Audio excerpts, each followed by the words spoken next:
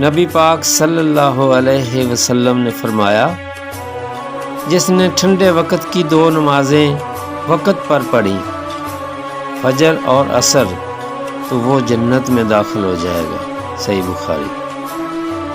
نماز کی شان۔ جب تم نماز کے لیے کھڑے ہوتے ہو تو سر سے آسمان تک رحمت الہی گھٹا بن کر چھا جاتی ہے۔ فرشتے تیرے چہرے کی طرف جمع ہو جاتے ہیں۔ ایک فرشتہ پکارتا ہے کہ بکا اے نمازی، اگر تو دیکھ لے کہ تیرے سامنے کون ہے اور تو کس سے بات کر رہا ہے، تو اللہ کی طرف قیامت تک سلام نہ پھیرے۔ اللہ تعالی ہمیں 5 وقت کی بعد جماعت نماز ادا کرنے کی توفیق عطا فرمائے۔